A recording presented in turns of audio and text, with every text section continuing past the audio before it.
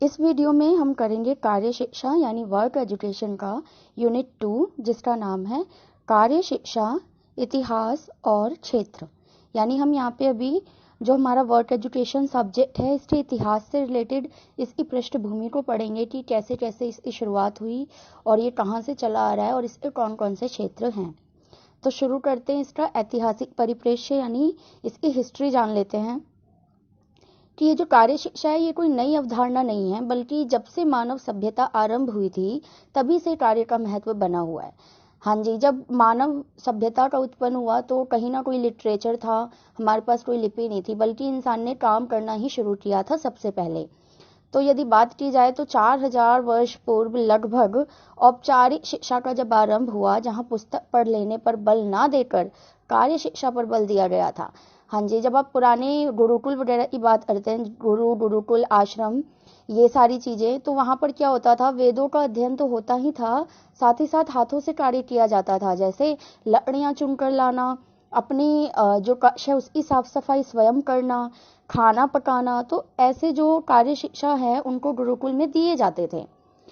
और एक वर्ण व्यवस्था पर आधारित भी कार्य शिक्षा थी हमारी, कि जो ब्राह्मण होते थे वो पाठन यानी अध्यापन और कर्मकांड व पुरोहित की शिक्षा अर्जित किया करते थे, और जो क्षत्रिय होते थे उन्हें राजनीति और रण कौशल की शिक्षा दी जाती थी।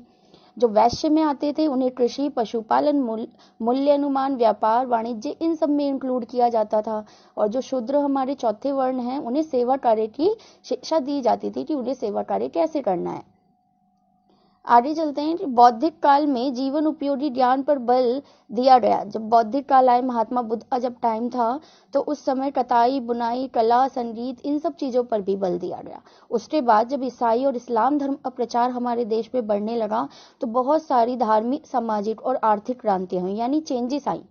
और उसमें क्या क्या चीजें आई, उद्योग, हस्तशिल्प, नक्काशी, सिलाई, कढ़ाई, धार्मिक स्थलों का निर्माण और चित्र। अब ये धार्मिक स्थलों का जो इंफ्रास्ट्रक्चर है, आप कह लीजिए जो हमारा कुतुब मीनार हो गया, ताजमहल हो गया, तो इनमें जो नक्काशियां की गई, ये भी तो कोई टैलेंट ही है ना, कला है ना ये भी।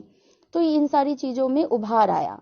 स्वतंत्रता पूर्व, अब जो स्वतंत्रता पूर्व की बात की जाए तो वहां पर जो है अधिक बल नहीं दिया गया था वर्क एजुकेशन पर, और कार्य शिक्षा बिल्कुल ही धुंधली हो गई थी। क्यों? क्योंकि जब ब्रिटिशर्स यहाँ आए तो उन्होंने हमारे हस्तशिल्प को बिल्कुल ही डुबो दिया था, एक तरह से कह लें तो।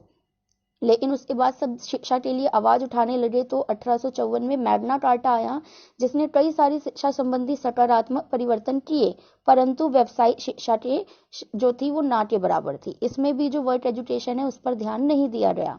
इसके बाद 1882 में हंटर आयोग आया। इसमें कुछ कुछ परिवर्तन के साथ कार्य शिक्षा को थोड़ा सा संलग्न किया गया। लेकिन जब 1937 में वर्धा शिक्षा योजना यानी अखिल भारतीय शिक्षा सम्मेलन हुआ, जिसके अध्यक्ष थे महात्मा गांधी, तो इन्होंने बुनियादी शिक्षा की अवधारणा वहां पे पेश की और शिल्प द्वारा कार्य शिक्षा के महत्व पर जो है बल देकर इन्होंने बात किया। तो यहाँ से शुरुआत हुई दोबारा हमारा जो महात्मा गांधी ने बुनियादी शिक्षा को लेकर वर्क एजुकेशन को जोड़ दिया। तो अगला टॉपिक हमारा यही है, बुनियादी शिक्षा। इसमें इसको बेसिक एजुकेशन कहते हैं इंग्लिश में, और बेसिक शिक्षा का जो सिद्धांत वो महात्मा गांधी ने दिया था, और ये इनके शिक्षा दर्शन पर आधारित था। महात्मा गांधी ने अंग्रेजी सैद्धांतिक शिक्षा की आलोचना की, क्योंकि अंग्रेजों ने जो शिक्षा यहाँ पर दी हमें मैग्ना कार्टा के द्वारा या अदर जो भी नीतियां थी उनकी, उसमें उन्होंने इंग्लिश लैंग्वेज पे ज़्यादा बल दिया था, और सिर्फ इसलिए एजुकेशन प्रोवाइड किया जा रहा था ताकि नौकरी ले सके लोग, ठीक है। तो इन्होंने कार्य शिक्षा पर बल नहीं दिया था।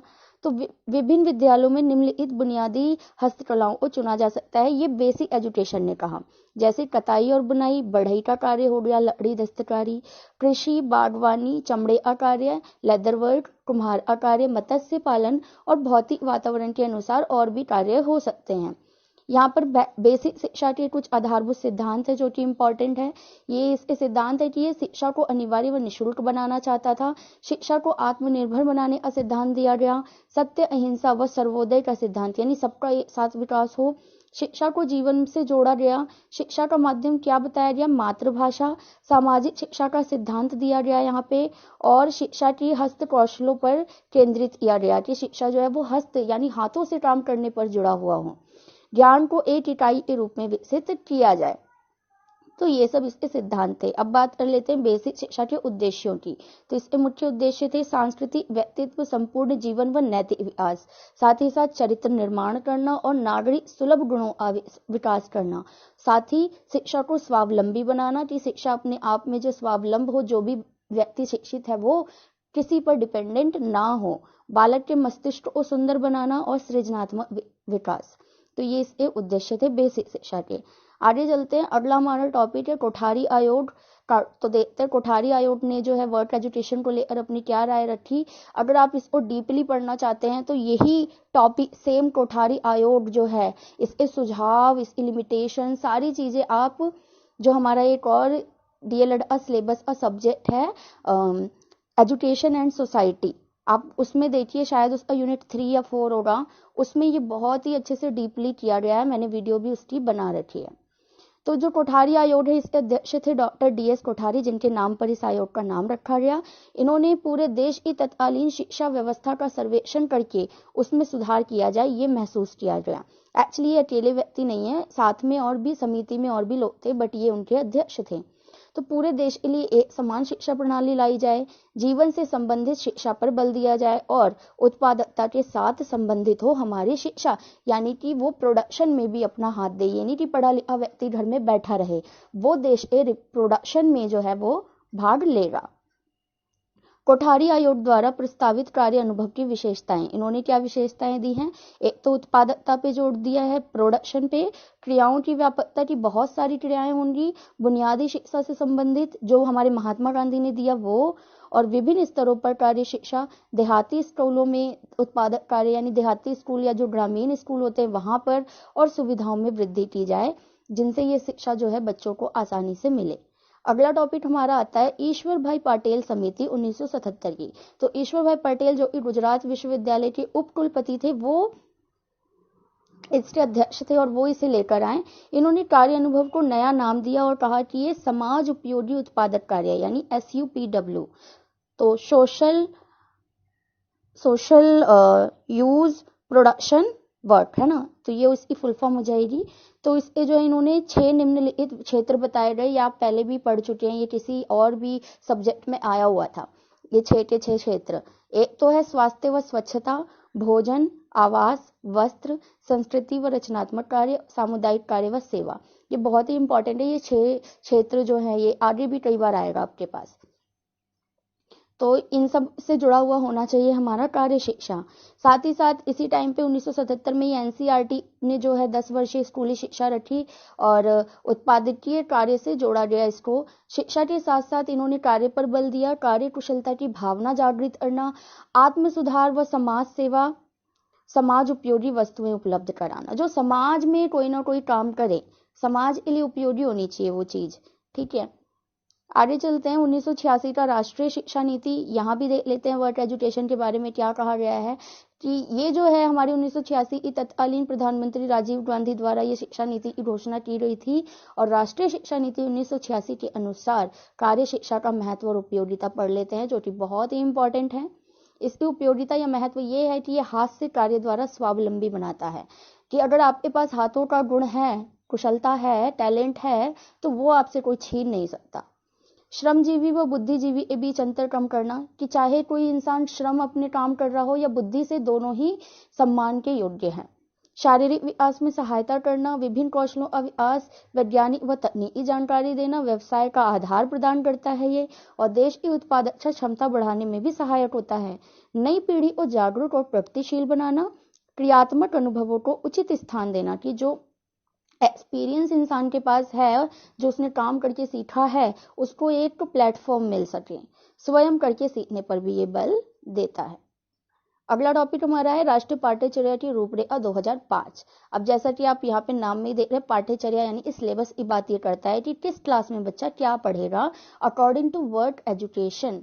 तो आईसीटी जो हमारा है द्वारा आईसीटी जब आया, इंफॉर्मेशन कम्युनिकेशन टेक्नोलॉजी, कंप्यूटर जब आया, इतनी बड़ी क्रांति हुई, तो शिक्षा में चेंजेस लाना भी जरूरी थे। तो इसीलिए 2005 का फ्रेमवर्क लाया गया, इसमें संशोधन किए गए। इसमें क्या था, 1 से 12वीं तक के बच्चे कब, क्या, क्यों और कैसे पढ़ेंगे, ये सारी चीजें दी रही थी। तो बेसिकली ये पूरा फ्रेमवर्क हम देख लेते हैं।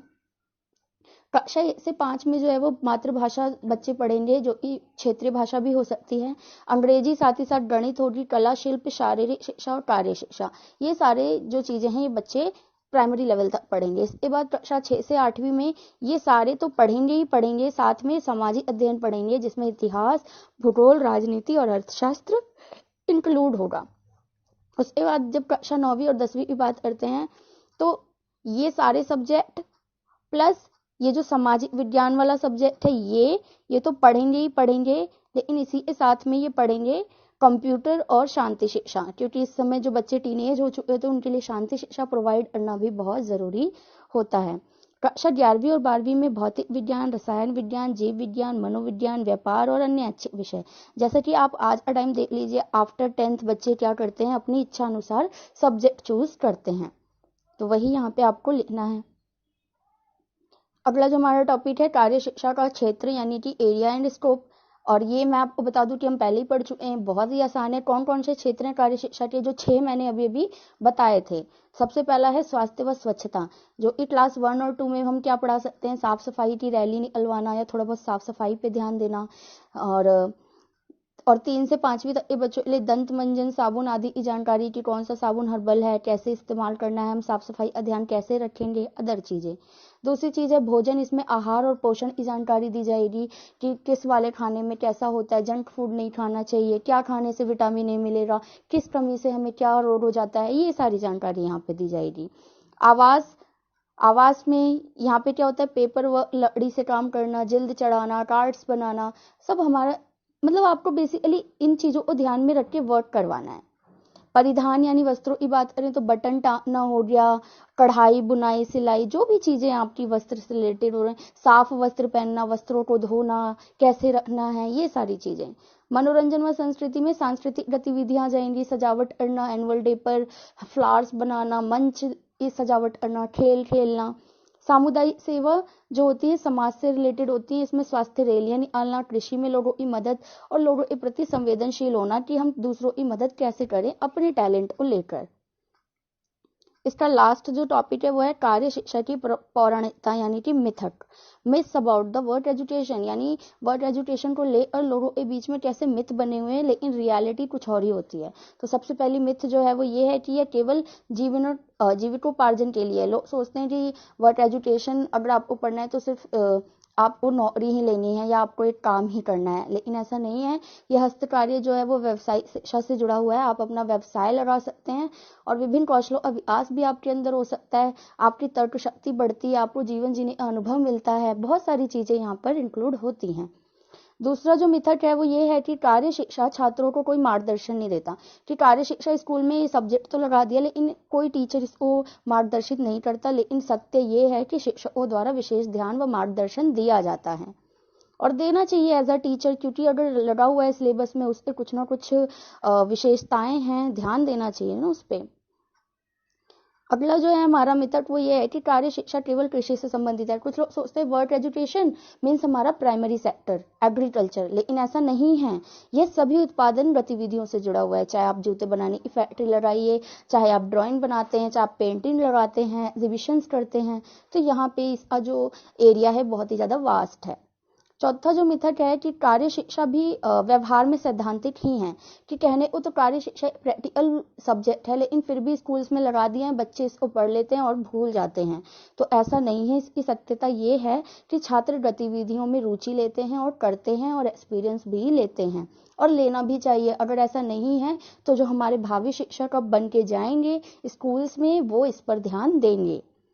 अगला जो हमारा मिथक है कार्य शिक्षा समय की बर्बादी है। कुछ लोग कहते हैं ये क्या कर रहे हो, टाइम वेस्ट कर रहे हो, ड्राइंग बना रहे हो, टाइम वेस्ट है, ये मटका सजा रहे हो, टाइम वेस्ट है ये। तो ऐसा नहीं है, क्योंकि ये सभी विषयों के साथ अंतर्निहित होता है कि अगर आपको मैथ भी पढ़ना है या फिर भूगोल पढ़ना है, अदर चीजें भी पढ़नी है, तो कहीं ना कहीं कार्य शिक्षा काम आता है, चार्ट्स, मॉडल, ग्लोब वगैरह बनाने में। तो ये हम अगले इकाई में इससे पढ़ेंगे, वहां पर ये टॉपिक दिया गया है।